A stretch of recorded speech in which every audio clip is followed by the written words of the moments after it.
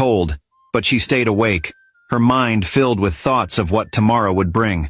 The next morning, the sound of voices woke Naomi. She sat up quickly, startled to see a group of men walking into the building, holding tools and wearing helmets. They stopped in their tracks when they saw her. "Who are you, and what are you doing here?" one of the men asked, his tone firm but not unkind. Naomi stood up, her hands shaking. "Please, sir, I'm sorry. I didn't mean to trespass. I lost my job, and I'm hoping to have the opportunity to work here. Please, I can work. Let me help with the construction. I'll do anything." The men exchanged glances, some of them shaking their heads. "This is not a job for women," one of them said. "It's hard work, lifting heavy blocks, mixing cement. Are you sure you can handle it?" "I can do it, sir," Naomi said, her voice firm. "I'm strong. Please, just give me a chance." The men hesitated, whispering among themselves. Finally, one of them said, "You have to talk to the boss. He'll be here soon." Naomi nodded. "Thank you, sir. I'll wait." She sat quietly in a corner of the building, watching as the workers began their tasks. The smell of cement filled the air, and the sound of hammers echoed around her. Naomi felt a small flicker of hope. After about an hour, a tall man in a white shirt and safety boots walked into the building. His face was strict, and he looked like someone who didn't take nonsense. The workers quickly gathered around him, explaining Naomi's situation. The man walked up to Naomi, his eyes scanning her from head to toe. "So, you want to work here?" he asked, his voice deep. "Yes, sir," Naomi said, standing straight. "I have no place to go, and I need to survive. I will do my best." The man raised an eyebrow. "This is not a place for playing. If you cannot handle it, you will leave. Do you understand?" "Yes, sir. I understand." "All right," he said after a long pause. "You can start tomorrow." Naomi's face lit up. "Thank you, sir. God bless you, sir." As the workers returned to their tasks, Naomi sat in the corner, tears streaming down her face. This time, not from sadness, but from a glimmer of hope. The next morning, Naomi started her first day on the site. The sun was hot, and the work was harder than she expected.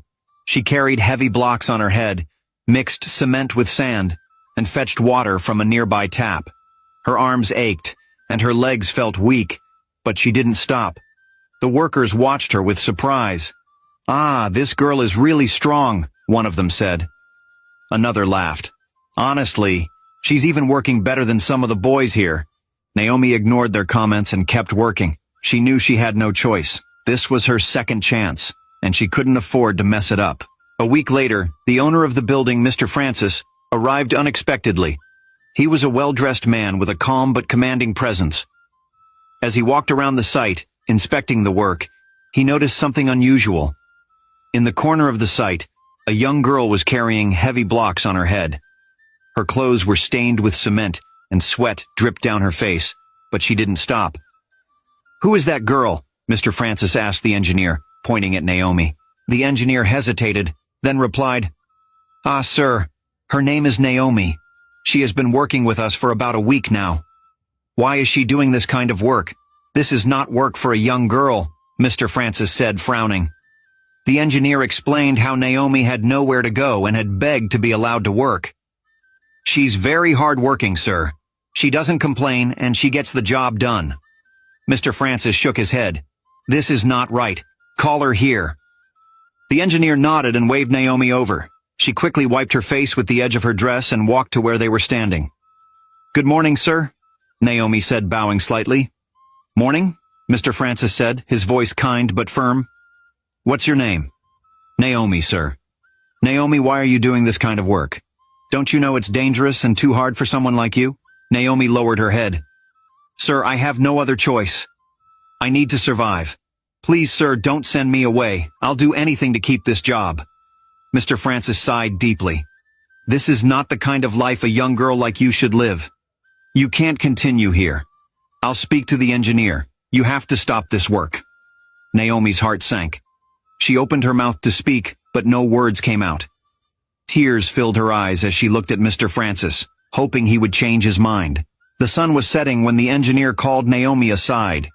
His face looked heavy, and Naomi's heart sank even before he spoke. "Naomi," he began slowly, Mr. Francis said you can't continue working here. He said it's for your own good. You are too young to be carrying this kind of load. Naomi's chest tightened. Sir, please, I have nowhere to go. I'll work harder, I promise. I don't even mind sleeping here. The engineer shook his head. It's not my decision. You have to leave. I'm sorry. You know what they say? Every disappointment is a blessing. I believe God will grant you a better opportunity. Tears spilled from Naomi's eyes as she packed her few belongings and moved to another uncompleted building. That night, as she lay on the cold cement floor, Naomi felt more alone than ever. She hugged herself, shivering in the night air. God, why me?